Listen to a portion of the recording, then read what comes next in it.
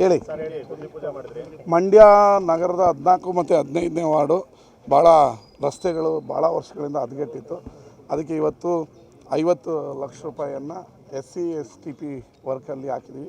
ಮೊನ್ನೆ ಕೂಡ 25 ಲಕ್ಷ, ಒಟ್ಟು 75 ಲಕ್ಷ ರೂಪಾಯಿ ಕಾಮಗಾರಿಗೆ ಭೂಮಿ ಪೂಜೆ ಮಾಡಿ ಇವತ್ತು ಮಂಡ್ಯ ನಗರದ ರಸ್ತೆಗಳಿಗೆ ಕಾಯಕಲ್ಪ ಮಾಡೋಂಥ ಕೆಲಸವನ್ನು ಮಾಡ್ತಾಯಿದ್ವಿ.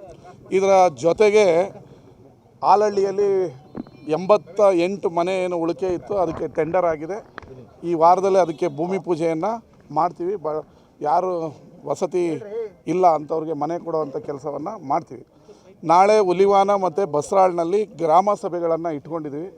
ಮಂಡ್ಯ ವಿಧಾನಸಭಾ ಕ್ಷೇತ್ರದಲ್ಲಿ 5,000 ಯಾರು ವಸತಿ ಇಲ್ಲ ಅಂಥವ್ರಿಗೆ ಸೈಟನ್ನು ಕೊಡುವಂಥ ಕಾರ್ಯಕ್ರಮಕ್ಕೆ ನಾಳೆ ಚಾಲನೆಯನ್ನು ಅಧಿಕೃತವಾಗಿ 11 ಗಂಟೆಗೆ ಹುಲಿವಾನದಲ್ಲಿ ಗ್ರಾಮ ಸಭೆ ಮಾಡೋದ್ರ ಮೂಲಕ ಕೊಡ್ತಾಯಿದ್ದೀವಿ.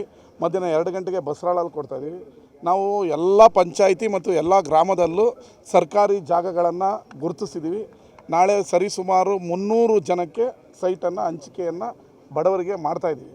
ಇದರ ಜೊತೆಗೆ ಇನ್ನು ಗುರುವಾರ ಅಥವಾ ಬುಧವಾರ ಕಿಲಾರದಲ್ಲಿ ಗ್ರಾಮ ಸಭೆಯನ್ನು ಮಾಡಿ ಅಲ್ಲಿ ಸರ್ಕಾರಿ ಜಾಗದಲ್ಲಿ ಬಡವರಿಗೆ ಸೈಟನ್ನು ಕೊಡುವಂಥ ಕೆಲಸವನ್ನು ಮಾಡ್ತೀವಿ. ಅದೇ ರೀತಿ ಮಂಡ್ಯ ವಿಧಾನಸಭಾ ಕ್ಷೇತ್ರದ ಹಲವಾರು ಗ್ರಾಮದ ವ್ಯಾಪ್ತಿಯಲ್ಲಿ ಸರಿಸುಮಾರು 40ರಿಂದ 50 ಎಕರೆ ಜಾಗವನ್ನು ಗುರುತಿಸಿದ್ದೀವಿ. ಎಲ್ಲ ಬಡವರಿಗೂ ಉಚಿತವಾದ ಸೈಟನ್ನು ಇನ್ನು ಮುಂದಿನ 3 ತಿಂಗಳಲ್ಲಿ ಕೊಡುವಂಥ ಕೆಲಸವನ್ನು ಮಾಡ್ತೀವಿ.